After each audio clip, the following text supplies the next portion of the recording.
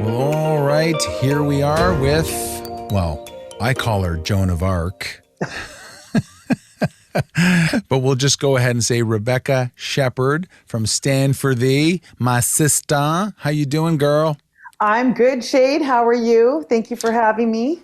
Yes, it's always a pleasure to see you, even if, I prefer in person. And I did see you in person back by the Windsor/Detroit River, right? I saw you there. That was fun. That was great. Yeah, it was a decent turnout. I think a lot of people were passionate there, and I think you made a lot of noise in small groups. It was a medium sized group. I would like to see more, but it was in the middle of the day. But it was still a lot of fun too.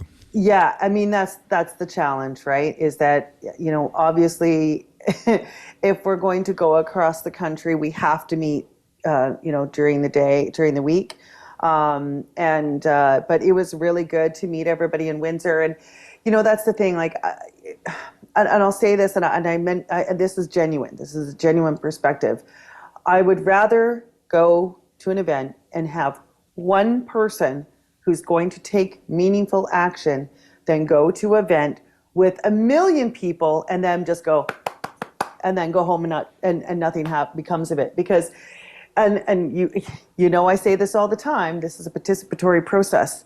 And Jane and I are not here. I'm not here. Stand4thee is not here to do the work for anybody.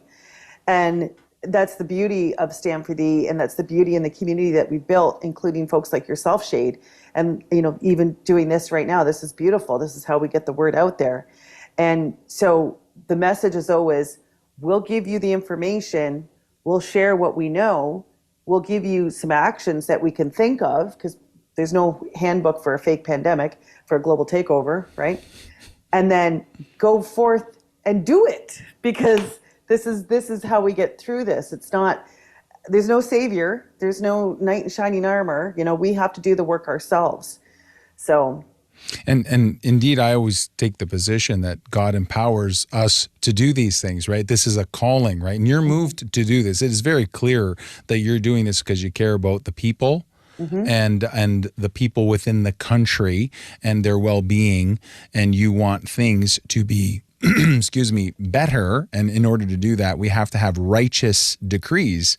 And you know how I like to quote scripture where Isaiah says, woe to them who decree unrighteous decrees. So that's old King James way of saying, woe to those guys who like to go around making horrible policies and mandates that just hurt and harm people, particularly usually those who are in weaker position. And that's what I admire so much about what you and Jane and Stand4thee is doing, along with guys like Kelly Hale and Dave Freedom. And there's several other people that we could list off that are participating. Mitchell, I always have to give Mitchell a shout out, because that guy does a lot in the East Coast crew. So yes, lots of people. Yeah, that's great. And that's why I'm so passionate about this, because, the thing is that if you have bad policies, right, and mandates and or laws, it really does make it very difficult for those who are, let's say, not positioned as well financially, right, politically, and that's the majority of the population. For the most part, right? Whether we're talking middle income, even high middle income, or even low income, right? That's difficult. So that's part of the reason why you push the Canadian Bill of Rights so much. And that's why you're really pushing the small claims courts, because those are things that are affordable for people, and people can do that. It's less expensive. And that's the kind of action that you're supporting. So I'm really looking forward to, actually, because when I was there, you were telling people, this is how to do it. This is how to do it. And it's hard to take it all in, right, at once. So what I'm really excited about here is that in a little bit, we're going to actually share the screen and show people here on video how they can do that action plan that you are suggesting. And therefore, if they miss something, they can always just go back, rewatch it. They can always post a question if they want. I can forward it to you, et cetera, et cetera. So I'm really excited about doing that. But before we continue into that, let me ask you, I wanted to ask you, so what have you done thus far? Because you've been rolling around in that truck. What's going on? We have. So we left Ottawa on May 1st, And I got home last night at 2:30 in the morning. Christina and I drove, well, mainly Christina, we drove 13 hours yesterday. Actually, it was more than 13 hours. We drove 700 kilometers. We left, where did we drive? Thunder Bay. Was it Thunder Bay? No, we made it to Terrace Bay. So we were in Terrace Bay, and then we drove all the way from Terrace Bay straight through. We were like, let's just go. And so that's what we did. We stopped in 23 cities. And so we met with Kimberly Woolman, we met with Joanne Person, we met Saatchi, we met so many people. I mean, I know I'm forgetting a lot of people. We've met a lot of new people. Patty in Winnipeg, and we've been meeting people. Like, we got to stay on farms, and Patty made us bacon that she made herself. The eggs were just fresh from the chicken's butt. Like, she made the bread. The bread was made from the bread was made with the whey that she made from the cheese that she made. So she made fresh cheese, kept the whey, and used that to make the bread. And so we've been, and Richard in Windsor, and the Windsor group, yourself, Effie, so many good people in Windsor that took the time. Paul, there's just too many people to name, but took the time to host us. Paul had an event at his house where we were able to have more of a one-on-one conversation. And so it's just been fantastic. It's been a lot of work, because every day there's updates that have to be done. And, I'm trying to do our regular Zooms in a vehicle. And, literally we're driving down the road, I'm holding onto my laptop. Well, and I love this, that organic movement. This is a real deal. There's no controlled opposition in this, clearly, and it's so organic, and people can sense it, they can feel it, and they know it. And a little sideline God incidents that I like to call these is that you literally then got back last night. I sent you that message to do this interview tonight, this morning. I just, for some reason, it's just, I'm going to shoot Rebecca a message. I want to see if she wants to do an interview. And you just got back. And when I sent the time, I said, well, 8:00. And then I said, by the way, Ontario time, I didn't know you were back yet. Yeah. Right. And so it turns out, and you go, well, I'm in Toronto. I'm like, wow. So I had no idea that you just got back last night. So that's awesome. And that's what I'm talking about. Like, just, it's a true movement. It's organic. It's real people making real eggs. From real chickens, and having real bread and real hospitality and really hanging out. And that really is, assembling with one another. And this is a great organic movement that I think that you're one of the key people, spearheading this. That's why I have my little Joan of Arc comment there. That's why I did that. See that what I did there? And, I got to tell you, I was like, are we actually going to do this? Is this really going to happen? And then I was just like, we got to make this happen. Like, it's got to happen. And then we pulled it all together. I mean, it's, listen, I say this is my new motto. We're flying by the seat of our pants, and we don't have a big budget like other groups. We're not a registered business of any kind, and I don't want to do that. First of all, there's a lot of reasons why. And so, this has been, we literally we would get money from, we did have some t-shirts and buttons, and ask for donations, and we had some stuff that we could use to sell to get gas money, but we literally made it across country and back on the goodness of the people that we met along the way. We threw a couple of bucks into our donation bin, the tip jar, and maybe bought a shirt or a bill of rights or a button or whatever it is. So that is how we did this. And it's funny because we had somebody on our show back, I don't even remember when we first started talking about this, and then it morphed. It took us a while to figure out what we were going to do and how we were going to do it. And if I had listened to that person, I never would have done this, because they had this whole grandiose, you need this, that, and the other. And it was like, no, you don't. We're going to get in that van and we're going to go. And if things don't work out, we come back, but we're just going to go. And that's what we did. And I'm so thankful. And we met so many good people along the way who are dedicated. Actually, there's a gentleman today, he was in Vancouver City Council. He is being very strategic in his positioning because he is really concerned, as we should be, about the 15-minute city plans. The strategic plans is what they're actually called. Yeah, so we call them 15-minute cities, but they'll say strategic cities. You got to strategic plan. Yeah. That's the lingo on that. So that's very important. So if you're tuning in, you know, be careful because they like to relabel it so that you don't actually know what they're really talking about. So it's called strategic plan. Yes, and so if you talk to your counselor and you say 15-minute city, they're going to go, ha, you're crazy, you know. But you know, so he's taking action, and he's like, no, I'm preempting all of this to serve the NOL, the notice of liability, the progressive notice of liability. And then there's like groups that I've been meeting along the way, and some of it by happen chance, like God incident. We were in Thunder Bay. I know a girl, her name is Michelle. Back in 2021, I think, in January of 2021, she wanted to do, she's got 2 sons, so she wanted to do a hockey game because, you know, you weren't allowed to play hockey. So we did a hockey game at Nathan Phillips Square. And so, but we've sort of kept in touch, right? And then she's been having issues with the Hydro One expropriating land. They're doing this. This is what they're doing all across the country to get us out of the countryside. If they're not burning it, flooding it, then they're going to electrocute it. They're going to get you. This is what they're going to do to get you off the land. And so we just happened to be in Thunder Bay the day that there was a meeting. And she said, "Can you guys come?" Absolutely.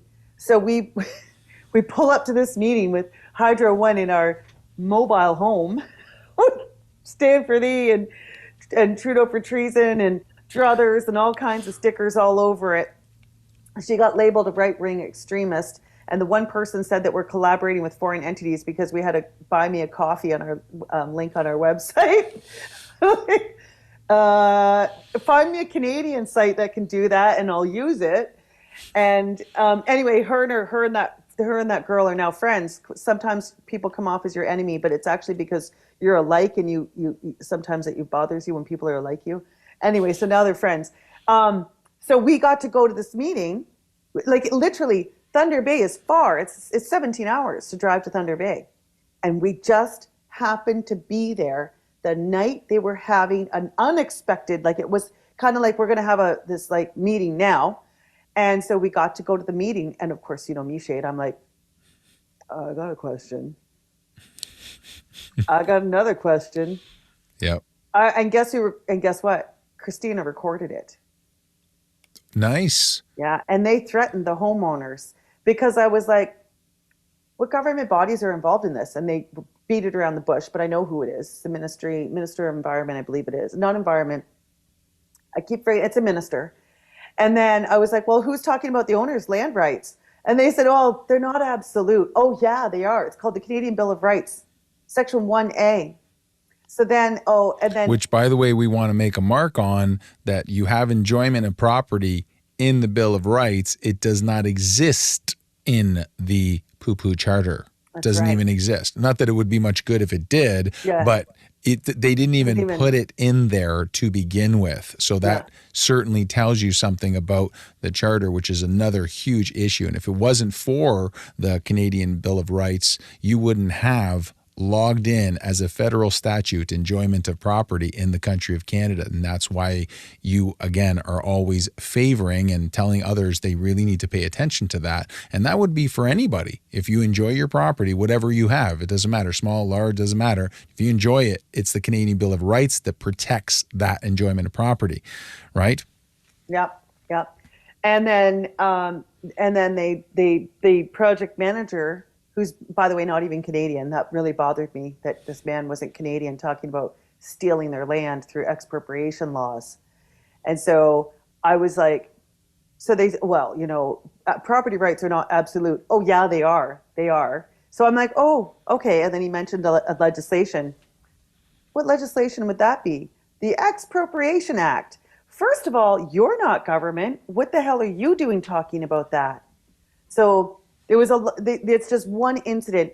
We were in Victoria, and Langford City Council was having the city council meeting. We ended up going there.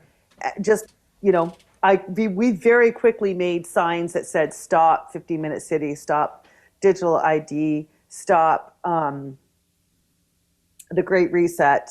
And, so we had these, we were handing them out, and this one guy walks by, he's all slick, and he says, I'm like, oh, something about 15-minute cities. And he's talking to me, he's asking me questions, and he was being quite condescending, which I don't appreciate for obvious reasons, as most rational people don't.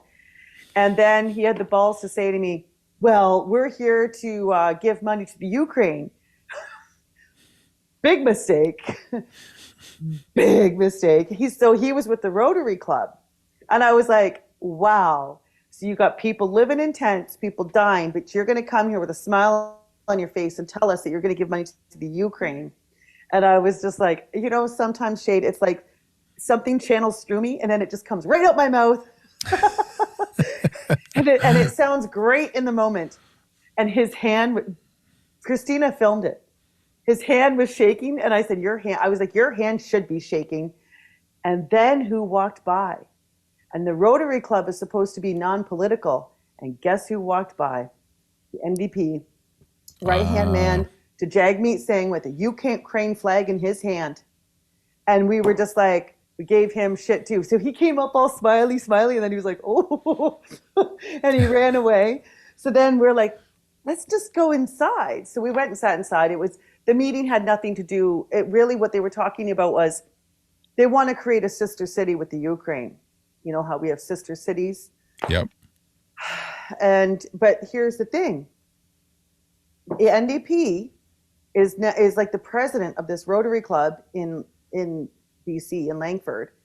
That's supposed to be a non-political, private entity. There he is. And what is he doing? Who's he collaborating with? So these are the things that we just, kind of coattailed off of. We also went to a meeting with a group in Aurora, which was, again, just kind of happened, and we were here. So just a lot of things that happened that were really cool, and the people that we met, and just like really good connections. So, Yeah, and these groups, the cool thing about that is that ultimately, these groups go unchecked, and then they can go further with whatever, plan they might have or ideas that they might have, because no one's challenging them. No one's getting in front of them. No one's asking any questions. And so as soon as folks actually do show up and say, well, wait a minute here, as pretty as you're making this sound, first of all, right, boom. And then all of a sudden that stirs the pot. And then of course that kind of starts to expose that there could be some nefarious things going on ultimately behind all the things that they're saying as they wave their flags in support of whatever it is that they're supporting. So it's pretty important that, because oftentimes it's all it takes is one or two or three, that small group of people to show up and go, hold on a second. And then that really, it causes the situation to put the conversation on the table, and it makes it more obvious and it makes it more exposed to people. Whereas if people just leave things always unchecked, and that's why I appreciate that you guys are doing this, you gals are doing this, just rolling around, and you're poking and prodding. And if people are genuine as to what they're doing, then they shouldn't be getting nervous at all.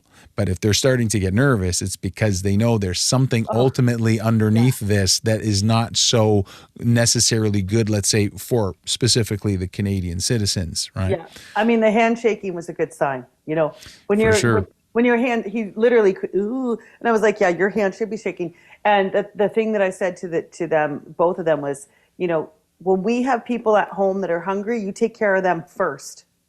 And that's the problem. And so when my message was, put your oxygen mask on first, because you can't help anybody if we're not helping ourselves. But we know they don't want to help us. We know that.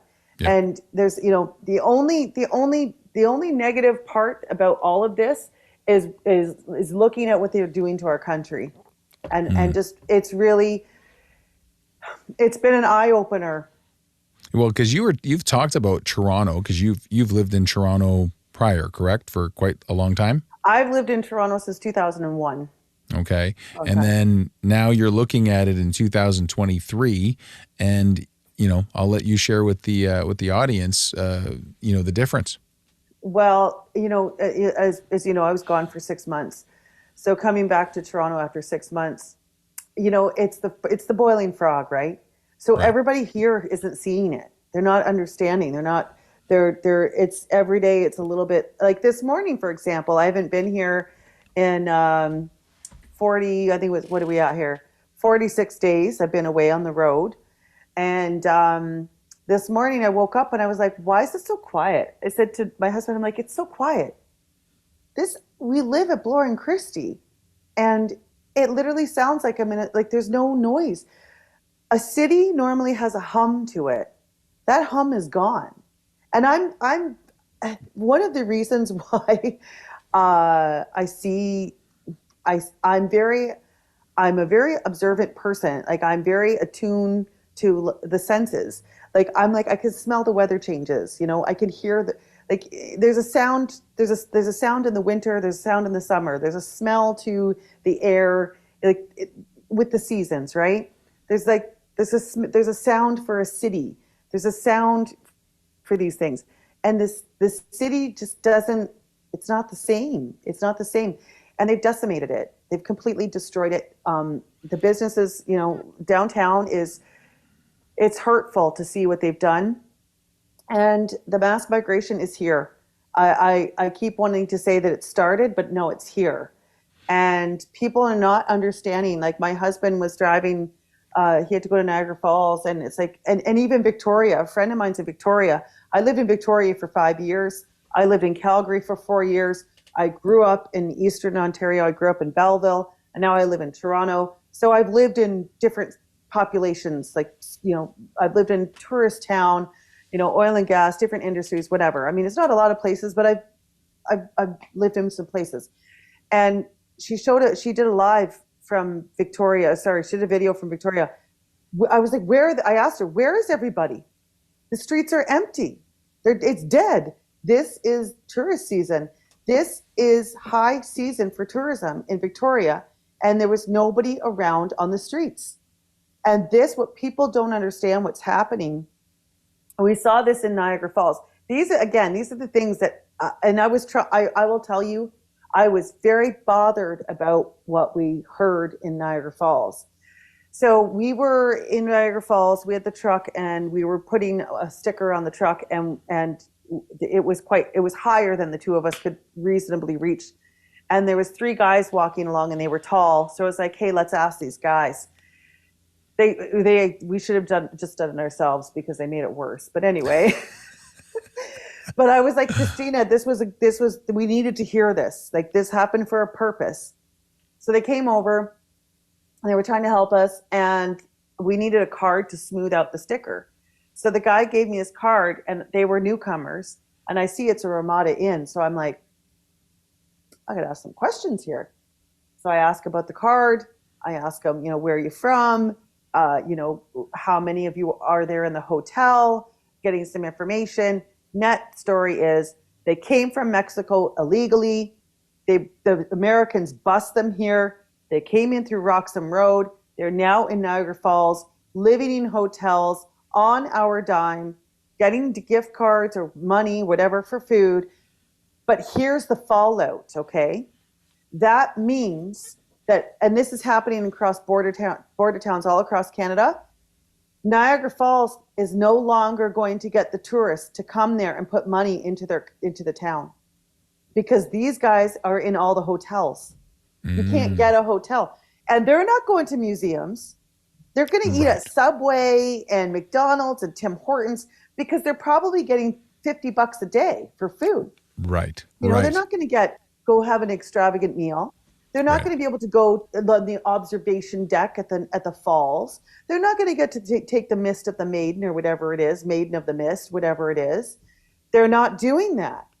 So, and I know it's a problem in Windsor too. And I can't stress this enough. This is the problem here. And this is discrimination. And it's discrimination because the newcomers are being treated better than the Canadians because just around the corner, after talking to these men, there are Canadians in a tent. Yep. That is unacceptable. Yeah, see, that you can tell that the spirit of the city, right? Because it's the people, right? So when the spirits of the people have been, brought down, brought low, if you will, are being oppressed, right? Upset.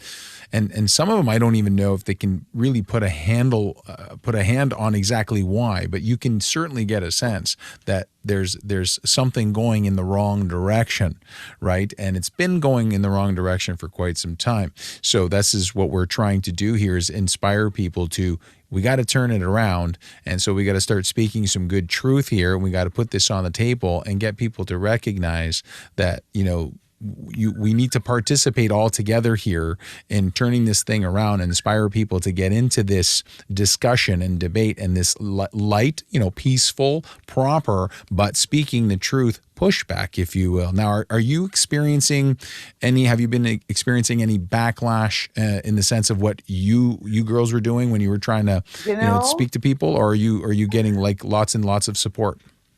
Lots and lots of support. Lots and lots of support. Every place we went to, people were like, oh, you guys got to be careful. It's a liberal stronghold. I'm like, really? Because everyone's honking and waving. So I don't know. Like, everyone has it in their mind that they're in a liberal stronghold. Yet what did I say? We went to 23 places. And in between, right, we were driving around with Trudeau's face on the back, Trudeau for Treason on the truck, on the motorhome. Yep. And we got honks. Like, sometimes it would scare us because we'd get a honk, and then they'd be like waving at us. And, right. I would say like overall, 5% was negative. Wow, that's great. Compare that to, I remember when I first went to Queen's Park, it was just constant all over the place, right? Right. And like, people threw stuff out the window at us, and now completely different. As a matter of fact, Tony and I, we just at the grocery store, and I had my Trudeau for Treason button, and the guy, he was a young guy, and the young ones, I never know where the young ones are going to stand, because the young ones are being indoctrinated, right? And by young, I mean he was probably in his early 20s, or like he was, and he's like, oh, can I see your button? So I showed him. He goes, oh, that's awesome. I'm like, here, take my button. and like, we were, many times we'd be in a parking lot. As a matter of fact, we were in random. We're in a parking lot in Ladysmith, BC, at the water, because we would hijack electricity when we needed it, because our schedule wasn't that planned. We were quite flexible with our schedule, right? And so this guy wheeled up, and he's like, I know you guys. I can't believe you're here. This is awesome. I was just driving by, and here you are. And he's like, I didn't even know. Like, he had no idea. So there was a lot of just like people knowing who we are. So many people aligned with what we're doing. Curiosity, even if people didn't like it, there was curiosity. And I think it's also different when it's women getting out of the truck than if it's men. And how so? I think it's a softer sell. Like, I know that sounds weird, but it's like, because some people see it as aggressive, right? But then when it's women getting out, it's like, oh, well, that's a different perspective. And most of the people at our events were women, and most of them our age or older, which I find very interesting. And I feel like it's what we need in reality. Yeah. And it's a great example for younger women. I know it's been great for my children to see you women, Jane, yourself, Effie, the list goes on, to show, because what's the point, right, of saying, listen, it's important to pay attention, let's say, to the female's point of view, but yet some kind of thing comes around that's saying you're not allowed to have that point of view. You have to have our point of view. Well, then I guess you're not really did the freedom of thought for the woman who fought to have a degree of a decent equality, if you will, right? That goes right out the window if you just got to follow some rich guy's program, right? Or some manipulative politician, whether he be male or female, right? If that politician is removing your opportunity or right to have free thought and express that free thought, whether by peaceful assembly and protest, or whether by having videos and expressing your opinions as to the matter, or asking questions loudly without being insulted. These are the types of things that women fought hard, right, to achieve, and it can get flushed down the toilet just by having an agenda and a propagation to basically silence not only men, but silence the women. Well, then all the fight for the women goes down the tubes. And so that's why it's been really great for me to show, my children, to say, look, this is the whole point, right? To peacefully but boldly and confidently say, look, these things are wrong, and you have the right indeed to get a hold of these rights that are in our case law, are in common law. And quite frankly, my perspective, bottom line is, oppression is not okay according to God's laws. And that's, of course, for me, number one, right? But we happen to have been living in a great country. Now, people like yourself and myself, we've lived long enough to say, look, we know what it was like before, and we know what it's like now.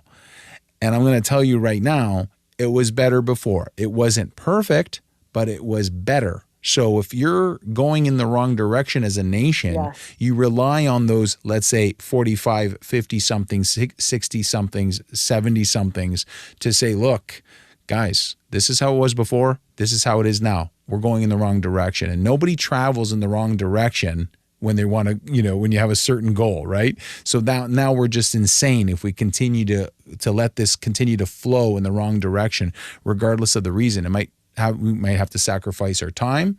There might be some people who are going to come against you, but for any good cause, people come against you, right? So this is a good cause to make sure that people, especially the Canadian citizens who are here, they are in good shape. And I actually went to a men's breakfast where they were talking about helping people that are being persecuted in other locations like China, and things of this nature. And I said, look, I agree with, helping people in other countries. Mm-hmm. But here's the thing. If we don't help the ones that are here, they will not be in the position to help them. So we have to be positioned to help them. And I don't mind saying this, some people just receive like a pamphlet, and it's like they tell you a story in a pamphlet. Well, that's not exactly evidence, to be quite genuine with you, but it still doesn't really matter, because for you to help any other nation, your nation has to be solid. And really what's gone on, especially in the last 3 years, although I would suggest it's been going on for quite a lot longer than that. It's just been, like the boiled frog, it's been subtly boiling. I think the charter had a lot to do with that, getting rid of the Lord's Day Act, splitting up the families, things of this nature, right? And then oftentimes when you get a lot of comfort, and we were pretty decently wealthy nation, then people start just kind of making decisions based on their financial position and or their pocketbooks, and not really noting that, well, wait a minute, some stuff's going on over here that's going in the wrong direction. Of course, you get into early 2002, and then you got the curriculums are going completely upside down, agendas in the school system, agenda in the medical system, agendas in every system you can possibly think of that has a lot of corruption. So we have to now definitely do a lot of cleanup, if you will. And the way we have to do that, I think, is by continually putting out this message that, listen, we need to get back to good, or back to what it was at least before. And then we can from there say, hey, how can we make it even better than that? But right now we know for sure we've gone south when we should have been going north. Yeah. And I want to go back to the immigration issue, because what you just said about what Canada used to be, what's happening right now with the migration is very concerning, because people need to understand who they're bringing into the country. And all you have to do is look at what's happened in Europe to understand the goal for Canada, because this is a global part of the 15-minute cities. This roll up into the 15-minute cities is mass migration. The strategic plan. Yeah, the strategic plan. Thank you. And this is global mass migration. And this is we got to understand, they're not bringing families here, guys. That's not who they're bringing here. They're bringing young men who are marginalized communities, who are disenfranchised, who are traumatized, from war-torn countries, who do not share the same values as us because they're different religious backgrounds, and they're of the fighting age. Okay? And different experiences too. Different experiences. So different religious background and different experiences. And this is what's important. They're young. Again, they're of fighting age. And here's the other thing that's interesting. You know what these young men said to me when they saw Trudeau's face? We know him. We love him. I said, well, how do you know that you love him? The NGO told us. What NGO? Where? So our government, this is the part that is very concerning, has been sending over NGOs into, they were from Afghanistan. Okay, talk about a, I'm like, and I had words with them because I was like, you guys need to understand a few things. And I said, I want you to know something. The guy that you think is great, you think that we're over there peacekeeping? You've been tricked. That's not what Canada does. So I think you need to understand the reality of the situation here, guys.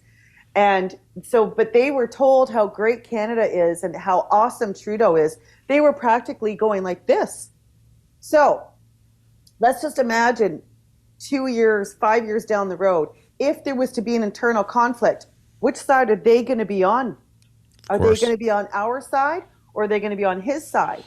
And I want you to also know, because I was talking to, this is the other thing, we met some lovely veterans on the highway, and we were talking about this. This one guy he'd served in many Gulf wars. He was about, I think he said he was about 60. And we were talking about this, and he goes, yeah, a lot of them are trained how to fight too. So, you know, it's interesting that you bring this up, because I remember it's probably about 2.5, maybe 3 years ago, probably a little bit more actually. And I was talking to a friend of mine's mom. She had come to visit, and she was originally, if I recall, I can't remember, I'm pretty sure it was either Serbia or Croatia, but I'm pretty sure it was Serbia. But one of those two locations, and she was describing when she was a little girl, what they would do is they would have the children in the school basically close their eyes, right?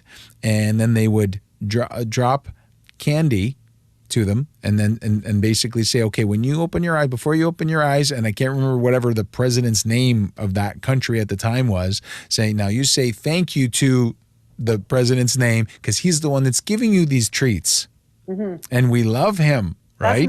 That's Marxism. That's the type of thing they were doing. And she's literally telling me this, and there was a part of me kind of going, like, this really happened. It's like, yes, it really happened. She was not, she's like, oh, she was telling me the whole thing, how they operated. So actually it had to have been prior to 2020, because this thing wasn't going on yet. So it was probably 2018, 2019 that she told me this story. It's not very long later, right, that I'm hearing these types of stories, right? But now it's entree over here.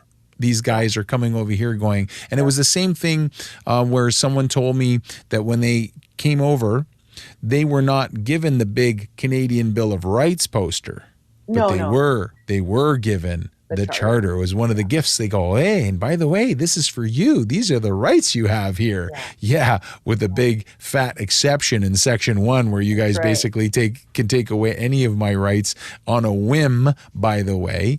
And interestingly enough, let's remember, it's a big deal here. People think it's a stretch, but all you have to do is take a look around you and ask you, are you sure it's a stretch? Because there's some things I'm sure if I would have told you 10 years ago, you would have said, that's a stretch. That isn't a stretch anymore. Like, kind of like telling me that, it was like, if I were to have told you, one day they're going to tell me I can buy cereal in aisle 7, but I can't buy underwear in aisle 8. And then you'd be like, and then bingo, bango, it happened. And so, you're going to have to put a little bit, go ahead. You could not have scripted this if you tried. No. It's so ridiculous on so many levels. And, exactly. You could buy dog toys, but not baby clothes. We lived in a world where you could not provide for your family. If you had children, you were unable to buy clothing from them. Yep. Insanity. And that charter does say that you have a right to life, right? It says that. But then in Section 1, it says, but we can take that away from you if we think it's reasonable. Now, I want you to really, we've talked about this before. People think that's a stretch. And I'm like, well, listen, that's how it's worded. That's really, really bad wording to put a section that says if it's reasonable, right, our government can take our rights away, and then list as one of the rights is your right to life, right? Yep. Think about what that means. And also, I want you to remember too that what's been happening with, you know, Jane's friend Farrow is a good example with the useless eater policy, and Dr. Rama, she was just on Christopher James. She's the one, and I remember watching this video with what's his name there, Jesse Ventura. Is it Ventura? Is the wrestler guy? Yeah, he was a governor of a state. I forget. Of a state in the States, yeah. Yeah, and but he was full, like, you know, Alex Jones, but back in the day. Right. And he did this video with this person. I think it was in '98. I feel like it was '98. And I watched it. And I read about the useless eaters, and I couldn't imagine at the time how they were going to accomplish that. And here we are. You know, the culling has begun. And so she was talking about that. By the way, she also talks about the Bill of Rights. And I said to Jane, I think she's been watching us. We're the only group talking about the Bill of Rights. Yeah, absolutely. And we're the only group seriously talking about treason. And that's my issue with, you know, the whole, well, how about Brian Peckford? I'm like, listen, if he penned that mess, I'm trying to figure out if he co-authored that mess. I would like, that is like, and I don't even care if someone says, well, you know, these conspiracies. Listen, that is poorly written. You can't even respect that as a legal lawyer type person. How could you put an exception at the front end that includes your right to life and liberty included, you know, and then how can you not have enjoyment of property in there, et cetera, et cetera. And then even if you have it, they can take it away from you anyways, and therefore you don't really have it. So that's part of the reason why the people continue to just say that it's entrenched. I'm like, well, because you guys keep entrenching it. That's why it's entrenched. You need to unlock from it and get out of that mode, because that thing's not going to help you in the long run. It cannot. It is written in such a way to hurt you. It's designed that way. And you can give me all the stories. Oh, well, they're not capturing the spirit of it. I shouldn't listen.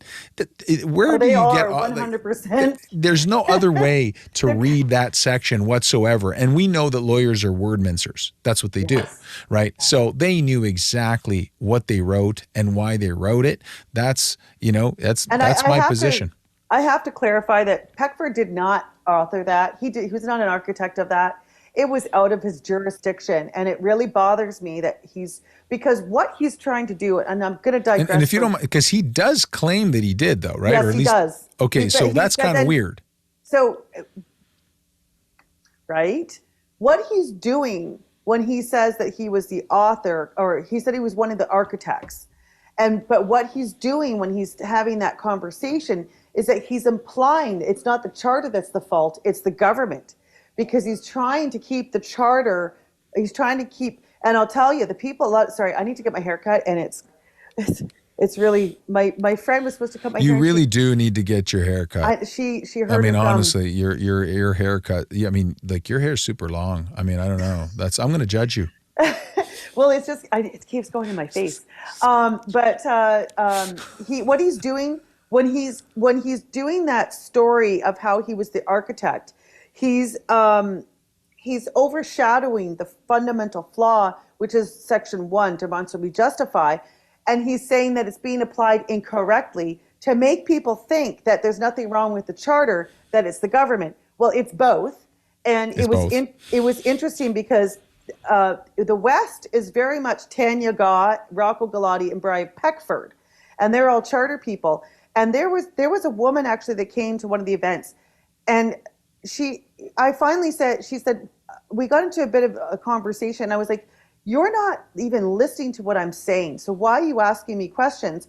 Because the first thing she said to me is, you know, we have to get united. And I said, no, we don't. Why would I unite with people that don't share the same values and principles that I do? And she came there with a purpose, thinking that she could, I don't know, shine some light on me, and that I was going to be like, oh yes, let me collaborate with people that push the charter. And I was like, absolutely not. No. I said, this is all about principles, morals, and values, and that's not where mine lie.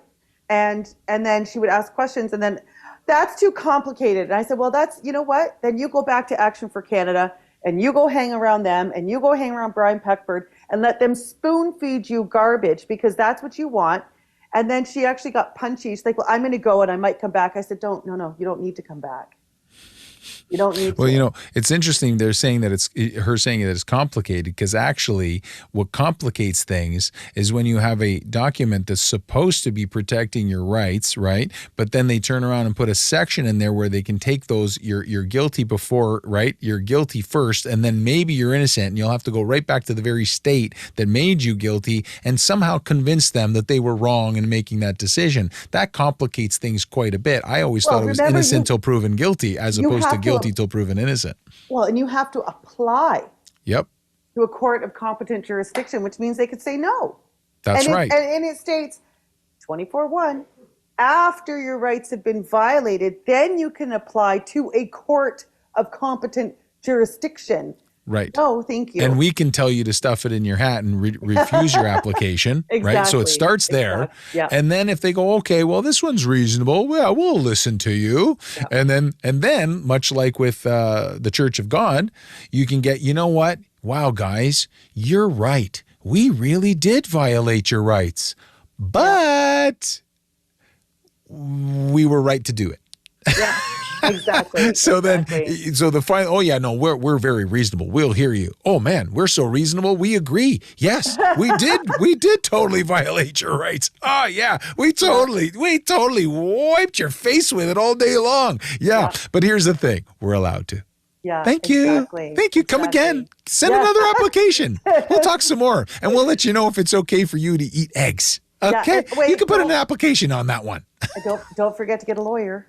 Yeah. And that's the other thing, right? Because at that point, now, you know, the idea that you could, let's say, go in and just cite the Bill of Rights and, you know, and say, look, these are my rights. And the beauty of the Canadian Bill of Rights is that they don't have that loophole where they could in this case, it's okay for us to completely violate your rights, whatever they might be. That Section 1 does not exist where they get to do that.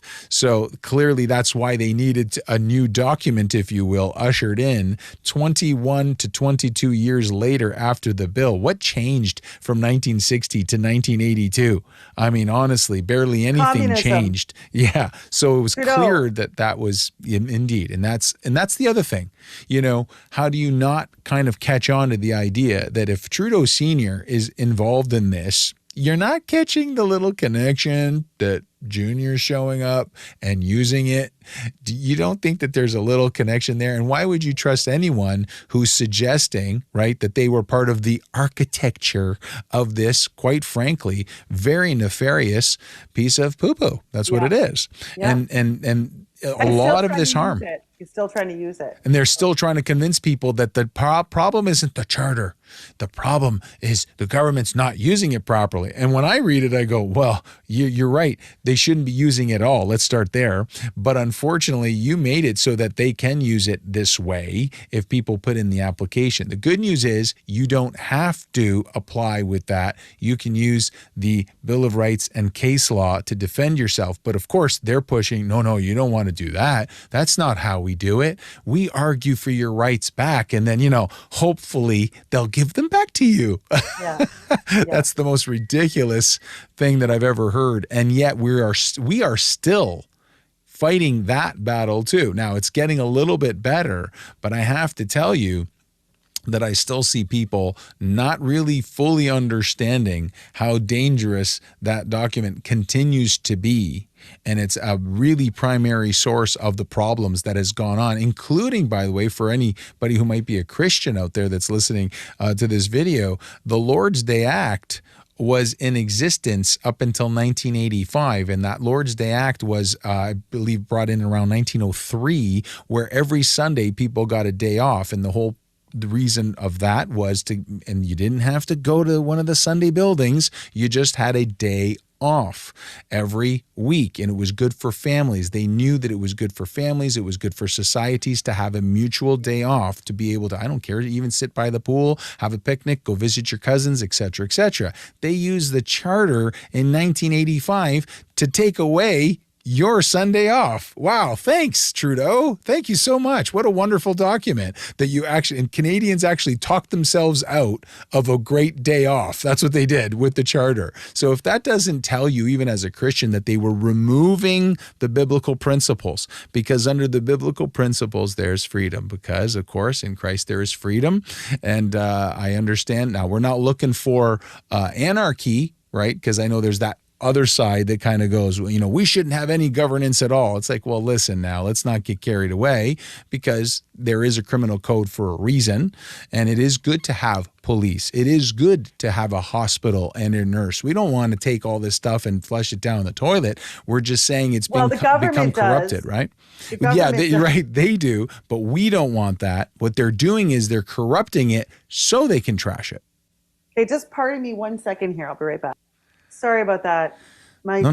Tony was cooking, and the stove was beeping, and so. Okay, so Tony was cooking, and the whole place is on fire, is what you're saying? No, he's a good cook. He's a great cook. Oh, okay. He's a great cook that doesn't know what the beep means. Well, he had his headphones on. Oh, okay. So he's a great cook that knows what the beep means, but he put his headphones so he couldn't hear the beep. He couldn't hear the beep. You got it. So is this all okay? Is everything okay over there? I had to mute myself and turn off my video so you didn't see me going, Tony! Tony! The beeping! How many times do I have to tell you? Oh, yeah. But he's a good cook, so you still got to roll with him. Yeah, it's true. He does. He's a good dude. He's a good dude. He is. Trust me. Trust me. I'm not going to... Tony has been very patient. I was gone for 46 days. I was going to say that, like that's something that I think that, real big shout out to Tony, because again, he's supported you, right, through this huge campaign where you were gone from your husband for, again, what did you say? 46 days. Yeah. That's a long time.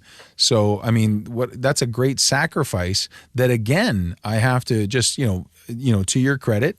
And you guys are, you may not want me to say this, but I'm going to go ahead and say it. There's certain people, I won't mention any names, that you guys are also using some of the donations that are coming to you, and you're donating money to their legal fees to help them out. Because it is oftentimes expensive depending on what, the small claims court isn't, but if it has to do with more of the criminal charges, that can potentially be correct. It's a little more expensive. It's the transcripts. It's the transcripts. It's expensive. Yeah. And you guys have been helpful in that manner as well. So not only are you taking the donation or taking all the time and staying away from your family and running this out and doing all this, but you take the donations and you take huge portions of it and help others defend themselves essentially, right, against this nefariousness. So, huge credit to you and your families and everybody else that was with you. So, on behalf of Canadian citizens here that really appreciate what you're doing, I just want to extend a thank you not only to you, but your loved ones who are, backing you up and, because they're making sacrifices while you're making these sacrifices. Yeah. Yeah. So that's awesome. Yeah. All right. So let's do one more thing here. Oh, no. You kidding? For sure. And I do expect Meals on Wheels very shortly from Tony very soon. So he's cooking for 3 tonight. Poor guy. Oh, boy. He's trying to walk in here stealthily, but I'm in the kitchen, and because we came back and the house isn't quite organized yet, right? So that's why you keep seeing this man in a green shirt walking by. That's Tony. That's it. All right. So why don't we do this? Because when I was there, you were explaining to people on these action plans what to do, and it's a lot to take in all at once. Yeah. Sometimes. So what I was really hoping we could do is share your screen and, of your website and really show people, right, how they can make these action plans and, how they can, kind of get behind this. And then this way, they'll have it on video. And if they miss something, they can just rewind it and do it again, rewind it and watch it again. If there's any questions, they can always post it on the video and I can forward them to you, et cetera, et cetera. So, do you want to do that? Yeah, sure. So what I'll do is I will do a screen share. Whoops, I just clicked the wrong button. And I'll just show you what's up on the site that people. So I'll talk about all of the key actions that are there, and then people can see that for themselves and decide what resonates with them, because I'm fully aware that we have to do what resonates with us. So we've got different actions, but not everyone's going to want to do all the actions. So I'll just share what we've got here. So you can see my screen. I can see it. Okay, fantastic. So just so folks know, this is where we're updating the events that we're doing. We also have an events page on here. So just letting people know where we're going to be and what's going on. And then in terms of action, so I'm going to go to the Trudeau for Treason Trail. So on here, we have a few actions for folks. If you scroll down, actually, I'll go to the homepage because I think the homepage is better. So we have the NOL, the Treason NOL, which is for the 15-minute cities, because that's one of the things that we were doing, and that's why we were stopping at city halls, is because every city hall in Canada, every single town, village, hamlet, city has a strategic plan. And they will always say that they're innovative. No, they're not. It's a cookie cutter. They're all over the world. It's not innovative at all. So this will take you to the NOL. There's two documents here. One is, this is one if you want to take it down and fill it out online. And then we have the hard copy one that we take with us to events so people can fill them out in the moment should they choose to. And so it's quite simple, guys. You fill out the NOL, everything is here, and then you hand deliver it or deliver it to your city councillor or to your mayor, and then you follow up with small claims action from there.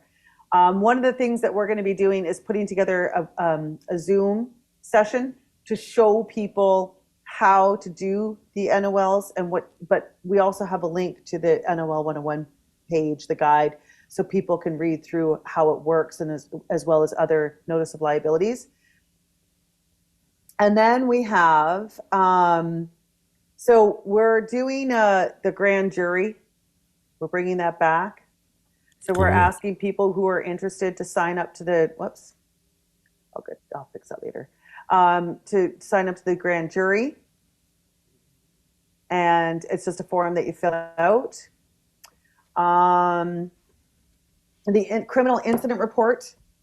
Actually, I need to update this because she's no longer the commissioner. It's now, oh gosh, I forget the person's name, but it's not Brenda Lucky anymore. She retired. And so this is where you can complete the incident report.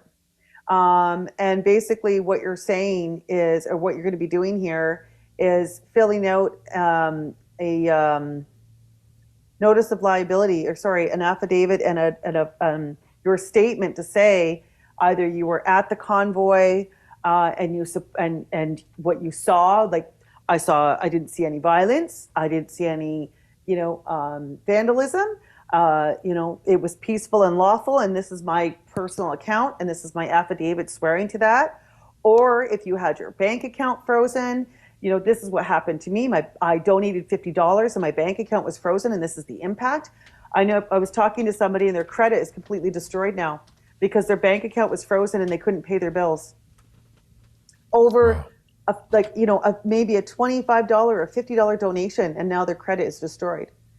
And what we're doing here with these incident reports, is the incident report, I should say, is that's going to be handed to the RCMP. It's going to be handed to the MPs, the senators. This is, I know we did this before, but one of the other things that we have on here is we have the declaration of arrest. There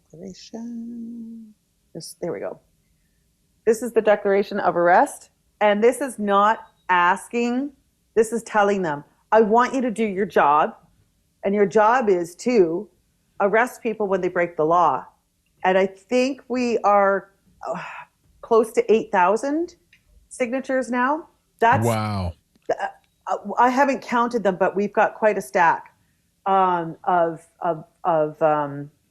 completed forms that we need to fill out, as well as online. There's the Pass the Baton package that Janice put together, which is really, as Jane says, the old advertisement, and you tell one person, or you tell 5 people, and you tell 5 people, and you tell 5 people, and then everyone's going to know. And so you can download this, and you don't have to print out a lot of copies. You can just print one copy, you download it, and then you go and talk to your friends, or you email it to your friends. And the point here is this is the overview of why this is treason, the things that they've done. And this is expanded on the one sheet that we hand out. It has the incident report, which, by the way, has been vetted by a former police officer. Janice met a former police officer. She quit in January, and she reviewed this. And the only feedback she had for us was to make an executive summary page for the police, which is what we will be doing.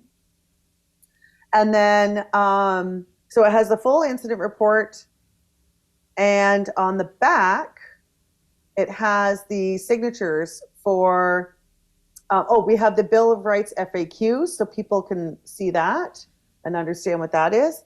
And then we have another, the declaration for arrest.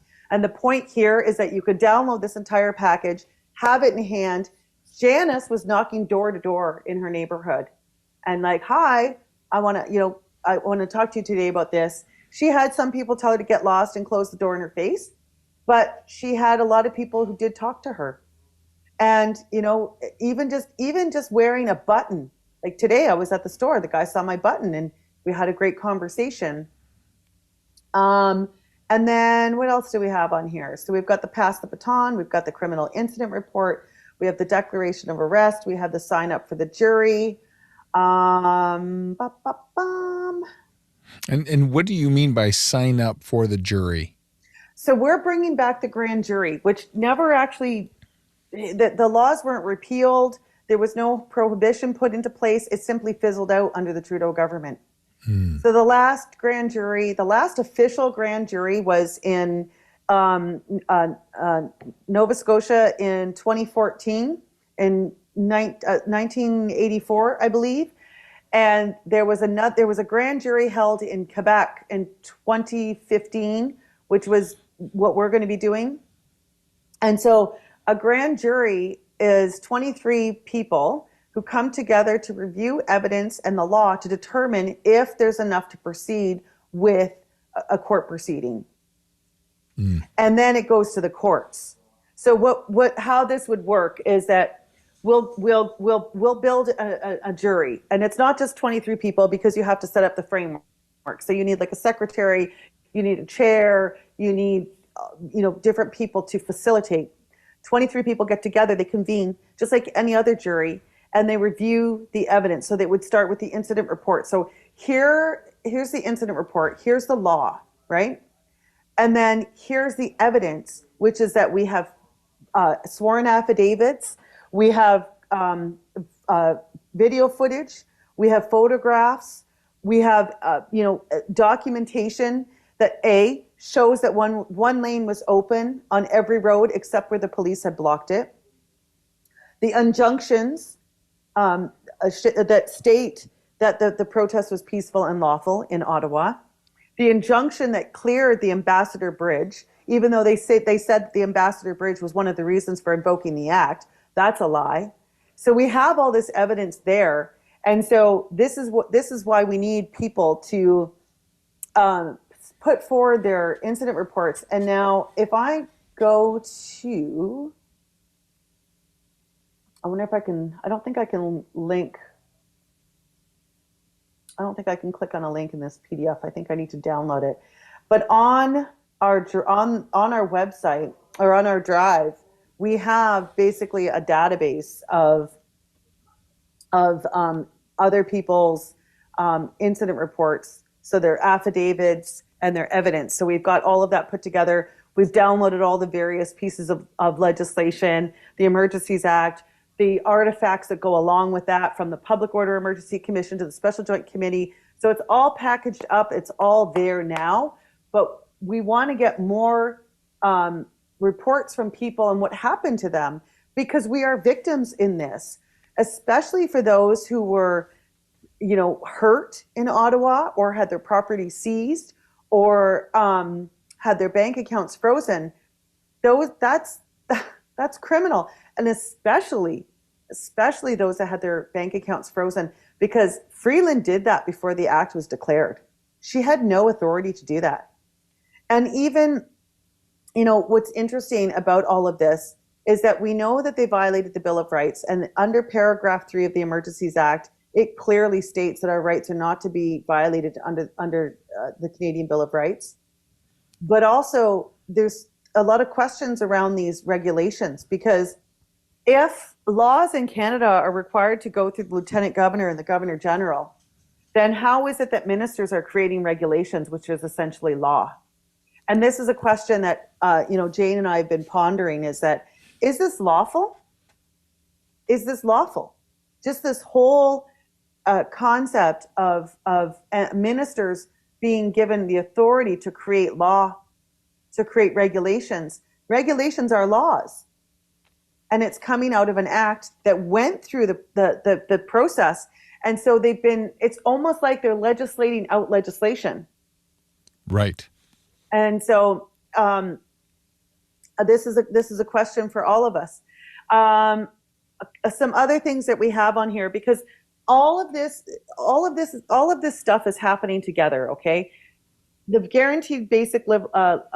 guaranteed livable basic income is back, and so we have this letter for the senators that people can download, and it's taken Jane some time to put this together. Jane and Patty in Winnipeg, and there was another lady, I think it was Liliana, who was helping Jane put this together. There are 4 acts that roll up into one initiative, which is the guaranteed livable basic income. And it's very bad. It's very bad. And because, we caused such a stink with Bill S233 and Bill C223 that they had to drop it. They had to just wash their hands of it. Then they resurrected it, but they changed the entire bill of S233. They've changed the entire context of it so that it seems very benign, right? And it doesn't say what it used to say. So Jane started doing some work and realized that it's actually 4 bills. It's Bill C233, Bill S273, Bill S233, and Bill C223. Okay, those 4 bills roll up into one bundle of mess, and things like this. New research must include data that is not currently collected nor readily available, especially on social assistance. And remember, go back to the useless eater policy, okay? Do you have a job? Are you contributing? Do you have friends? Do you have a social structure? Do you have an education? How's your health? Are you a healthy individual? These are key, they call them quality of life indicators. This is all UN, all United Nations Sustainable Development Goals 2030 agenda. This is the quality of life indicators. And these quality of life indicators are coming from data and research from Italy and Iceland. And they use this kind of a baseline for all of us.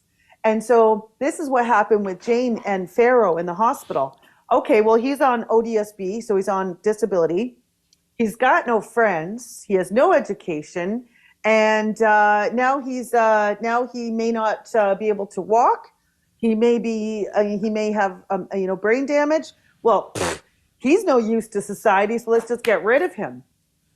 This is why we have maids. This is why they're offering veterans suicide rather than a wheelchair ramp. And so just so that people know, define, can you, that acronym MAID, right, or MAIDS, could you spell that out for everybody? I actually need to look it up myself. Let me just see here. What MAIDS, medical assisted in dying. Medical assistance in dying. And look at that. I typed in the word maids, and you would think that I would get cleaning services, right? Right. No, I didn't. I got medical assistance in dying. Right. Came right And up. then so this is, that's a lot of SEO work to get that to come up, right? Right. Yeah. Right. So, so this is this is another action that's very important for people to take. We're asking people to download this and send it to the senators. You don't, that's all you got to do. Send it to them. Just email it to them. It doesn't need to go through snail mail. I want to go back to the 15-minute city for a second here. So we have the 15-minute city. We have some information here, some questions that you can ask your mayor or councillor, and we have the notice of liability that we talked about. And this is the one thing that I want to read. So again, what you do here, okay, is you complete the notice of liability as you would any other notice of liability. It's a progressive notice of liability. You're not just going to give it to them and walk away. You're going to give it to them, and you're going to give them an offer to rectify. And if they don't, then then you take action through small claims court. And so it's got the follow-up. It's got the follow-up. It's got the progression. So in here, this is the one part that gravitates to me. It's point 5 of the statement of facts. Canada is a democratic government where the people are sovereign. Government is only supposed to act by consent of the people and in the interest of the people. And what's happening right now is that we are electing city councils, people in the legislature, people in the House, right? MPPs and MPs to represent our own domestic interests, the interests of Canadians. And that's not what's happening. They're following interests of the globalists, and all of these agendas and all of these platforms, and things like net zero, pedestrian forward, sustainability, all of this stuff. This is not coming from Canadian domestic policy. This is coming from the World Economic Forum, which rolls under the United Nations Sustainable Development Goals 2030 agenda, which is Klaus Schwab, which is George Soros, Bill Gates, all of these globalists. And the thing is, if we elect our officials to work for us, and they're not working for us, and they're following orders from foreign entities, that is treason. Boom. And so the thing that what people have to understand is that we can be victims or we can take action here. And remember, guys, we have common law and we have the Bill of Rights. And we need to learn how to exercise them, which is what we're doing now. And I want to just read to you treason. This isn't high treason where they're trying to assassinate people, but it's treason. Section 46 of the Criminal Code, which states, everyone commits treason who, in Canada, uses force or violence for the purpose of overthrowing the government of Canada or a province. Right there. Yep. And how they're overthrowing the government it's is the by word force, right? It's the word force in that, right? Uses force. And force is law. Use Right. of force is law, and we know that from the Criminal Code, Section 25. Use of force is prohibitive. You can't do this. And there's sanctions. Sanctions meaning you'll get a fine, whatever it might be. And we're hearing from people about this useless policy, okay, where if you're over 70, you're being pushed down to the bottom of the line to get medical treatment. And this is happening right now in front of us. And the thing is that this all rolls into the same plan.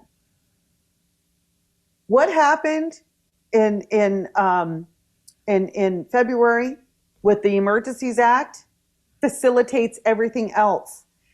And I'll tell you something, Shade, I really do question how this trucker convoy was initiated, and was it a psyops? Because how it netted out. And don't get me wrong, I'm not saying it was bad. I'm not. It was still a beautiful thing. And even if it was initiated as a psyops, it didn't accomplish what they wanted it to accomplish. It accomplished something for us, and that's a positive chain reaction that they cannot take away from us, no matter what they do. The light shone down on the world during that time, and that's just a fact. Yep. Lots of genuine people showed up. Lots of genuine people showed up. And yes, and this is why, guys, we got to go back to the treason. We got to focus on this. We have to put all of our energy into this, because at the end of the day, everything else is just a symptom of that. And if Trudeau, I'm going to stop screen sharing now. If Trudeau gets away with this, getting him out of power is not the solution, because the next person in line will now have the ability and the precedence. Thank you. The precedence to do the exact same thing. So I don't like hearing Trudeau must go. No. Trudeau must go to jail. Put jail behind that. Because if we don't win in this, we are lawless, and we will be communists like that. And we know, and there's a really good website called, let me just see if I can pull that, anti-communist, where am I here? And again, it centers around that position of accountability, right? Like, we're all accountable, right? Mm-hmm. So if somebody, whatever, keep it the most simple examples, right? If someone drives 100 and a 70, they were accountable. They knew it was 70. And if they didn't know, well, quite frankly, it doesn't matter. You were driving too fast, and, you can ask for mercy or whatever, but it doesn't change the fact that you were breaking that particular law, for example, right? So same thing with this. It doesn't really matter who it is, as we like to say, that nobody is above the law. And in fact, I would take it a step further and say, well, actually those that were in those seats, and that of course includes Trudeau, they're actually more responsible, because that's their gig, is to uphold it. Yes. Right. So too much is given, much is required. And it's only the people with the power, or taking those powered positions, that can do something of this nature, right? I can't extort, an entire nation, or coerce an entire nation, right? As a citizen, right? There's just not even, I don't even have the power to do it, right? I can't convince a huge portion of Canada that they should muzzle their face, right? While they walk in, right? However, people in the positions right? And, people will talk, well, that's they're the puppets, it's like, well, listen, those are the people we know. They're the ones who decided to wear the hat. And so I can't try to figure out who's behind the curtain, right? It doesn't matter, because we can't do anything beyond the borders of our country. Okay. We have to work within the confines of the law that we have. And so that means that we have to hold, and I also want to say, before I go too far, I truly believe that the majority of the police are on our side. And one of the things that people said to me multiple times, do you think you're going to get arrested? I'm like, why would I get arrested? First of all, why would I have that mindset that I'm going to be arrested? And my whole thing was, what am I doing that's breaking the law? Right. We're upholding the law. We're educating on the law.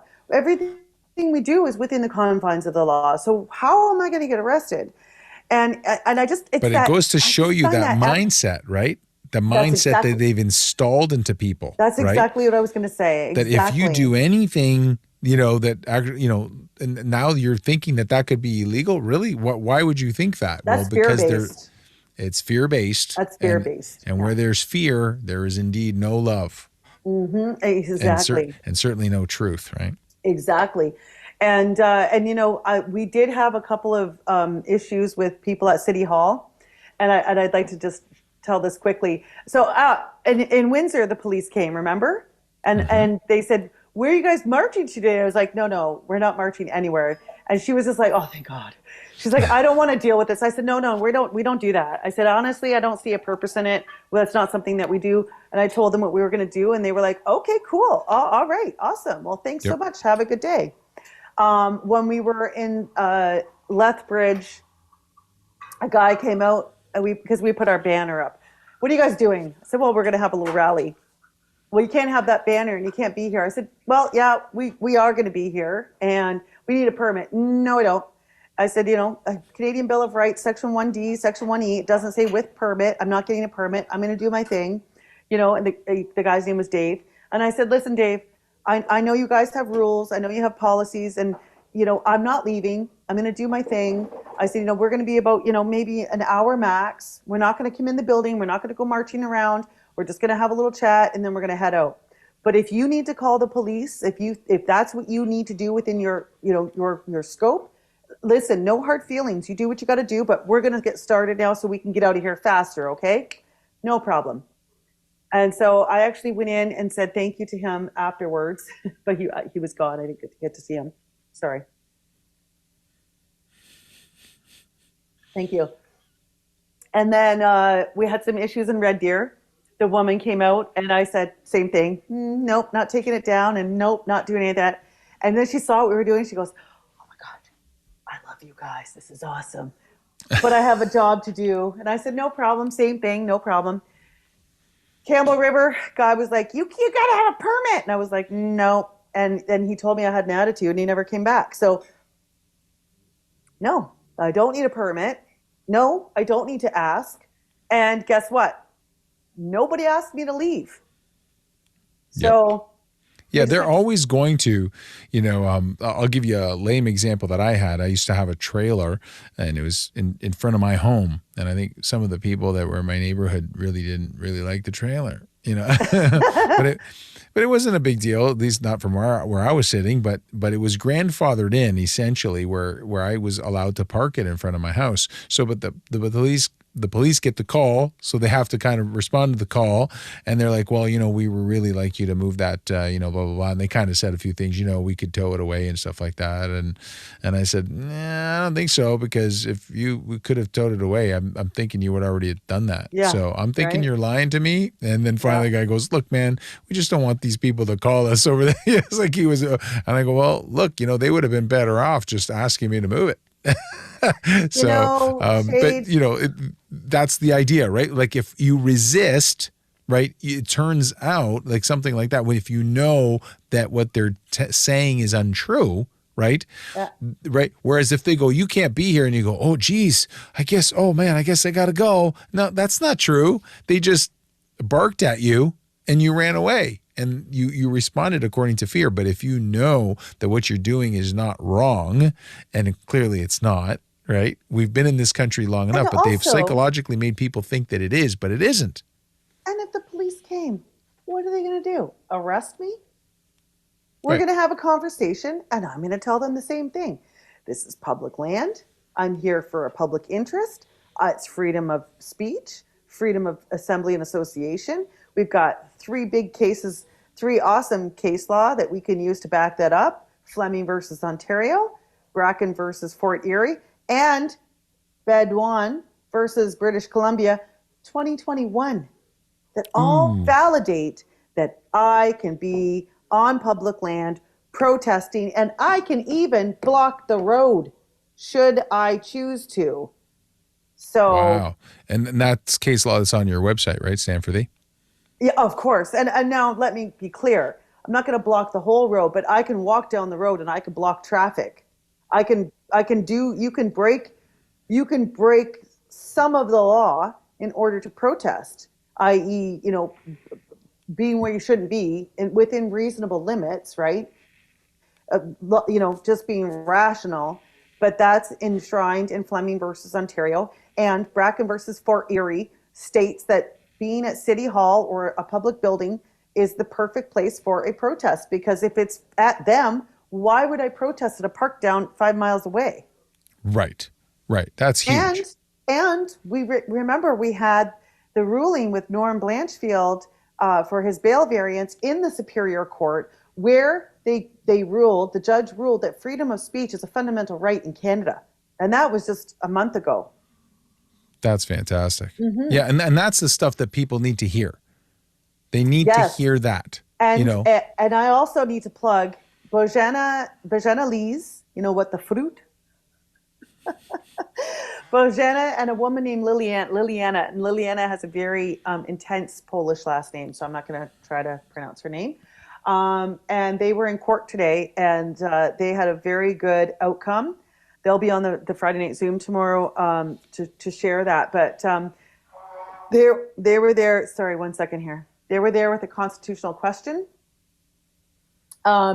regarding the mask mandate and whether the province has jurisdiction to create a mask mandate, because it's a prohibitive law with sanctions in the interest of the public, which makes it criminal. And if it's criminal, federal, Bill of Rights. Bill of Rights. And from what I understand, they had a 2E win, which is right to a fair trial.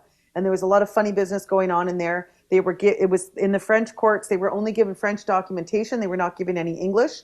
And Section 133 of the Constitution Act, B&A Act, 1867, states that the courts are to give all correspondence available in English and French, and they did not. And then when they got the translations, there were serious errors in the translations. So there's a lot of funny business going on, but they were successful today. So they're going to be on tomorrow to share more details about the outcome, because I had a brief conversation with them, but I'm excited to hear this because people need to understand not all courts are corrupt, and that you can get good rulings, because I get very annoyed when people are like, oh, well, the judges are bought and paid for. Oh. Yeah, and that's a move from the opposition to make you think that, so that you don't bother ever fighting. Yes, exactly. Right? Take away your hope, make you scared. Take away your hope, make you scared. It's the same game.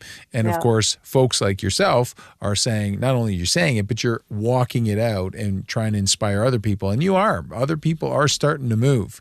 And there was some organic. I have to be a little proud. I've said it before. I'll say it again. Even where I'm living, I was a little surprised. We're a blue collar town, but we caused a little peaceful and proper and legal trouble for some folks down at the bridge. And that goes to show you that there's quite a few people that recognize it. And this is the other thing. The other part of having this action happening now too, it'll certainly kind of push back at the idea that they might run some other, fiasco again.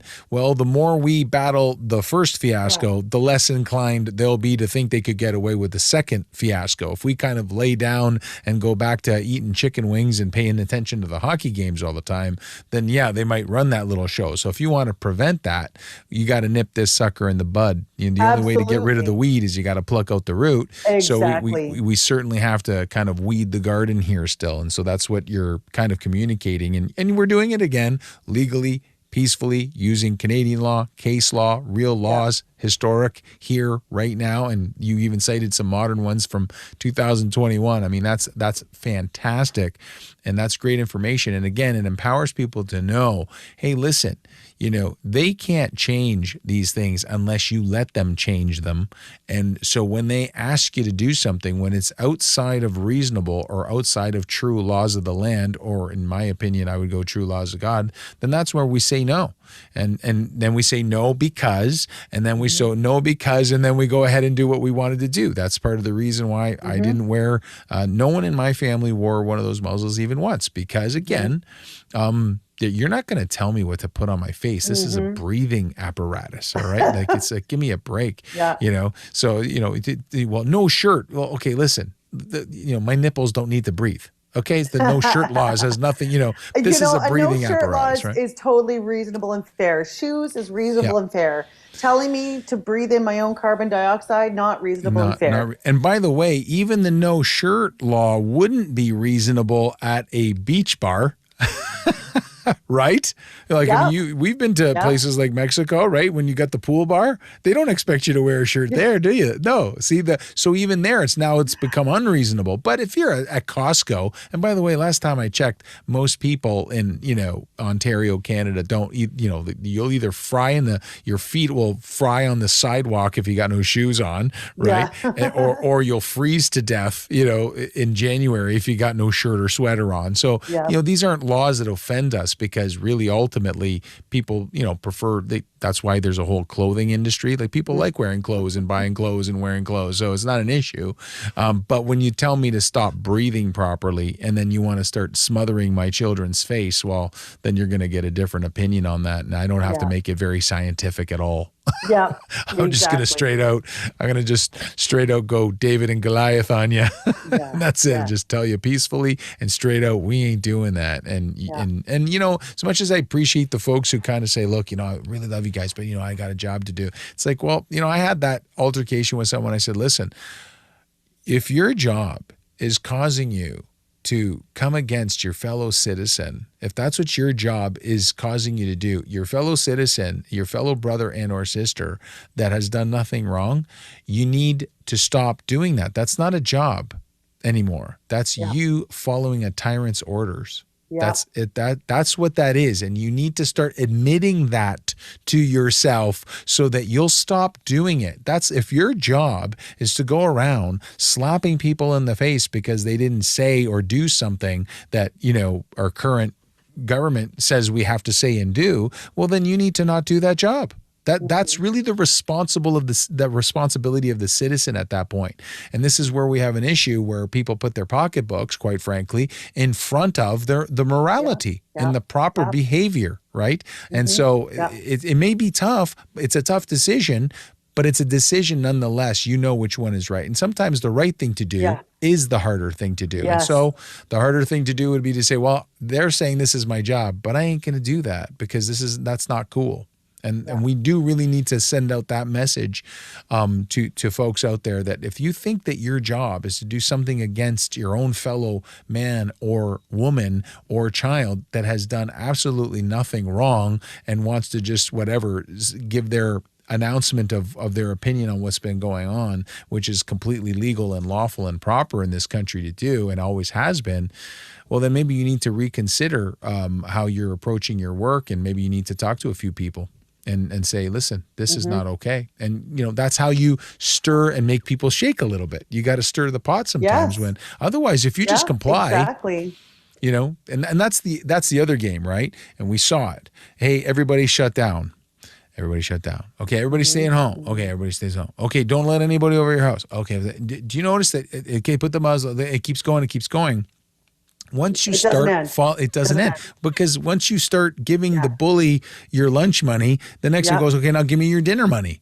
Okay, you know what? Give me the lunch money, the dinner money, and your lunch and your dinner. And then it ain't long before you're handing them, your shirt, your shoes, your socks. You know what I mean? And so when does it end? The answer is it doesn't end because he's going to continue until you finally say, no. So you're better off doing it at the beginning.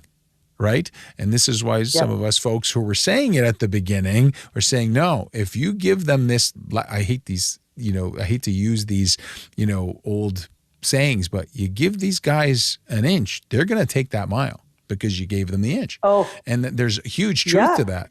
These sayings are around for a reason, and that's exactly what happened. So that's why now we might have a bigger job, but again, it's a job that I'm glad you are behind. I'm glad you're doing. And so my thanks to you, Rebecca, for being on with me today. And again, guys, there is the Buy Me a Coffee button on Stand4thee if you want to help them out in that way, or if you know where they're going to be or keep on, you want to go there in person and, bring them a shekel or two, if that might be something that you're inclined to do. They do put it to good use, and they definitely help a lot of people. And they're certainly fighting an organic cause to make sure that this country stays within the laws of the land, which would be, of course, the Canadian Bill of Rights would be a great example, for example, and of course, true to the laws of God. So thank you so much, Rebecca, for hanging out with me and doing this interview. And I greatly appreciate you on every level. I really appreciate you. Thank you so much. Thank you so much for having me, Shade. It's always a pleasure to come on and chit chat with you. Oh, thank you. And is there any final things you want to include? Did you cover everything? Do you feel comfortable with that? Yeah, I did. I can't stress this enough. People have got to do the work. You got to get off your butts. We cannot vote ourselves out of this. No politician is going to save us. You are the hero. You got to do the work here. This is what this is all about. Each of us taking action in any way that we can every single day. We have to live, eat, and breathe this, because if we don't, we won't be doing those things. Boom. And there it is. There's the big message from my Joan of Arc, Rebecca Sheppard. I love it. Thank you so much. And I greatly appreciate the message. And I'm sure a lot of folks are going to appreciate what you've said here today. And so thank you for taking this time. God bless you, girl. I'll see you soon. Thank you, Shade. Peace. Bye. Oh, wait. Hashtag. Oh. I almost forgot. Hashtag we got this. Woo, how could I forget? All right. That's awesome. Thank you so much, Shade. We'll talk to you soon. You got her, kid. Okay. Ciao. Thank you. Bye-bye.